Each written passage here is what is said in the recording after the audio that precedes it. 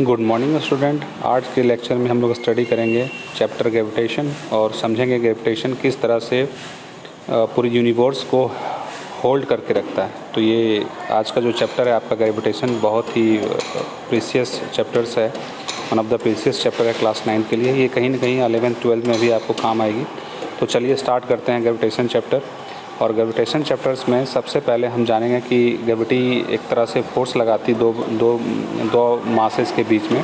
तो किस तरह का फोर्सेस लगाती है, उनका नेचर क्या होता है, फोर्स लगाने का, फोर्स का नेचर क्या होता है, तो इसके बारे में इसके रिगार्डिंग हम लोग स्टडी करेंगे। तो कंसीडर कीजिए कि आपके पास दो मासेस है, एक मास आपका m1 है और दूसरा मास आपका m2 है। अब इसके सेंटर पॉइंट से, ये दोनों मासेस के सेंटर पॉइंट से जो डिस्टेंस होगी, इनके बीच की जो डिस्टेंस होगी वो r होगी।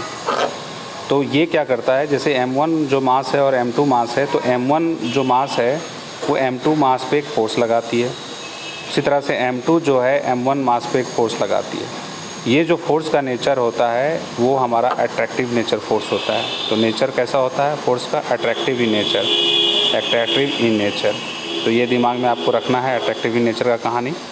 साथ ही साथ इनके बीच में अगर मैं कहूँ कि ये हमेशा जो फोर्स एक्ट करती है वो सेंटर ऑफ मास से जुड़ी हुई जो बीच की डिस्टेंस होती है उसको हम r कंसीडर करते हैं। अब हम देखेंगे कि m1 और m2 डायरेक्टली फोर्स के डिपेंडेंट होती है। सो लिखेंगे F directly proportional to m1 और m2। वहीं F जो है इन्वर्सली प्रोपोर्शनल होती है स्क्वायर डिस्टेंस बिटवीन देम। इनके जो डिस्टेंस होंगे, दो मासेस जहाँ पे आपने कैप्ट रखा हुआ है, उनके बीच में जो फोर्स लगती है वो हमारा डिस्टेंस जो हम कंसीडर करते हैं वो r कंसीडर करते हैं। इसलिए r हमारा इन्वर्सली होगा square of distance between them. तो बेसिकली जब इन पूरे इक्वेशन को हम कंबाइन करते हैं तो इक्वेशन में हमारा आता है F इक्वल्स टू प्रोपोर्शनल को जो डायरेक्टली प्रोपोर्शनल था F directly proportional to m1 m2 और अपॉन में r स्क्वायर। इस डायरेक्टली प्रोपोर्शनल को हटाने के लिए ग्रेविटेशनल कांस्टेंट लाते हैं जो कि होती है capital G, then m1 m2 upon में r स्क्वायर। तो ये आपका ग्रेविटेशनल फोर्स ऑफ अट्रैक्शन का एक फॉर्मूला बना। और ये जो फोर्स लगाती है ये एक दूसरे पे, दो मासेस एक दूसरे पे अट्रैक्टिव फोर्स लगाती है,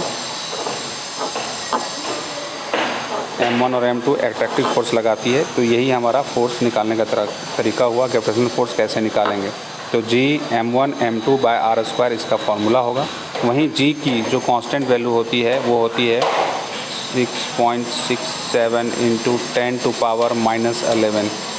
अब हम देखेंगे ग्रेविटेशनल कांस्टेंट की यूनिट कैसे आइडेंटिफाई करें, कैसे निकालें। ग्रेविटेशनल कांस्टेंट की जो वैल्यू होती है, यूनिट होती है, वो कैसे निकलेगा। तो चलिए देखते हैं।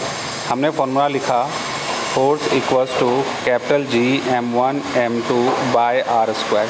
अब यहाँ फोर्स का जो यूनिट होगा वो होगा न्यूटन, रेडियस जो यहाँ से मल्टीप्लाई होगी मीटर स्क्वायर, और पर ये दोनों मास जो kg के फॉर्म में होगा डिवाइड होगा पर kg स्क्वायर। सो अगर हम ग्रेविटेशनल कांस्टेंट की अगर आपसे यूनिट पूछा जाए तो न्यूटन मीटर स्क्वायर पर kg स्क्वायर इसकी यूनिट हो जाएगी। तो यहाँ तक बेसिकली समझ में आ गया होगा, इसकी वैल्यू भी आपको समझ में आ गई होगी। अब इसके बारे में और कुछ समझेंगे कि ग्रेविटेशनल फोर्स हमेशा फार डिस्टेंस पे एक्ट होती है। लोअर डिस्टेंस, अगर डिस्टेंस बहुत ही कम हो तो ये कभी भी उतनी फोर्स नहीं लगा पाती है कि हम एक दूसरे ऑब्जेक्ट को अट्रैक्ट कर सकें। जैसे अब क्लास में दो बच्चे बैठे हुए हैं और आपस में इनके बीच में फोर्स ऑफ अट्रैक्शन नहीं लग पाती, या फिर दो ऑब्जेक्ट आप देखे हो टेबल पे रखी हुई है और वहाँ पे भी फोर्स ऑफ अट्रैक्शन तो लग रही है, ये इस पे फोर्स लगा रहा है, ये इस पे फोर्स लगा रहा है, लेकिन इनके बीच में अट्रैक्शन नहीं हो पा रही है। वजह यह है कि कहीं ना कहीं फ्रिक्शनल फोर्स जो है, जो अर्थ जो ग्रेविटी लगा रही है नीचे की तरफ, वो फोर्स इतनी ज़्यादा हो रही है जो इस फोर्स से ज़्यादा हो रही है, जिसकी वजह से ये आपस में अट्रैक्ट नहीं कर पा रहे हैं। तो ये बेसिकली आपको समझ में आ गया होगा।